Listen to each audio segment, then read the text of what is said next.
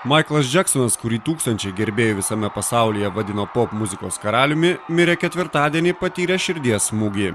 Michaelas Jacksonas, kuriam buvo 50 metų, susmuko prestižinėme Los Andželo rajone Home Hillse esančiose namuose ir buvo skubiai išvežtas į ligoninę, kur 26 minutės po 14 valandos vietos laiku mirė. Jacksono, kuris buvo viena įtakingiausių figūrų pop muzikos istorijoje, karjera truko 40 mečius. O tarp gausybės jo pasiekimų yra geriausiai parduodamas visų laikų albumas pasaulyje Thriller. Jis rengėsi kitą mėnesį Londone numatytam sugrįžimo koncertui, kurį vadino paskutinę uždangą. Žinia apie pop karaliaus mirtį sukrėtė pasaulį, o pop muzikos superžvaigždės, užsienio šalių vyriausybės ir ištikimi gerbėjai atidavė pagarbą šiai prieštaringai vertinamai, bet nebejotinai vienai ryškiausių pramogų pasaulio asmenybių, kuris siekia atnaujinti savo muzikinę veiklą po to, kai 2005-aisiais buvo išteisinta dėl vaikų tvirkinimo.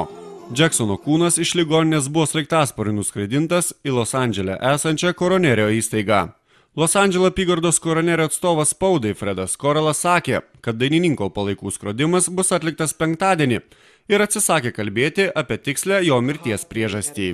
Dainininko brolis Jermainas, kuris yra Jacksonų šeimos oficialus atstovas spaudai, Kalifornijos universiteto medicinos centre surengė trumpą spaudos konferenciją, kurią pradėjo susirinkusiems žurnalistams ir fotografams pasakęs, tai sunku. Jis pasakojo, kad kai Michaelas buvo atvežtas į šį medicinos centrą, gydytojai daugiau nei valandą kovojo už jo gyvybę, mėgindami atgaivinti dainininką, tačiau šios pastangos buvo bevaisės ir teko konstatuoti jo mirtį. Tuo tarpu motociklais atvykę policininkai apsupo tvorą aptvertus Jacksono namus, prie kurių plūdo minios turistų ir pop karaliaus gerbėjų. Jacksonas per savo karjerą pardavė 750 milijonų albumų kopijų ir yra laimėjęs 13 Grammy apdovanojimų. Jam taip pat priklauso perkamiausio albumo autoriaus titulas.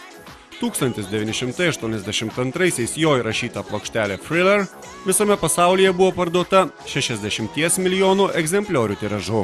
Nuo 1997-ųjų Jacksonas nebuvo surengęs nei vieno didesnio koncertinio turo, o nuo 2001-ųjų nėra išleidęs jokio albumo, kuriame būtų naujų dainų. Po to, kai 2005-aisiais Kalifornijoje jis buvo išteisintas dėl jam pateiktų kaltinimų esą jis tvirkinęs vaiką, 50 metų atlikėjas vis dažniau pasirodydavo viešumoje. Siekdamas apmokėti savo skolas, praėjusiais metais jis buvo priverstas atsisakyti savo 2000 akrų rančos Neverland ir miniatiūrinio pramogų parko Kalifornijoje. Per savo karjerą daugybę plastinių operacijų patyręs ir sveikatos problemų turėjęs Jacksonas Liepos 13-ąją po 14 metų pertraukos ketino sugrįžti į sceną ir surengti koncertų seriją Londono O2 arenoje. Bilietai juos buvo išgraibstyti akimirksniu.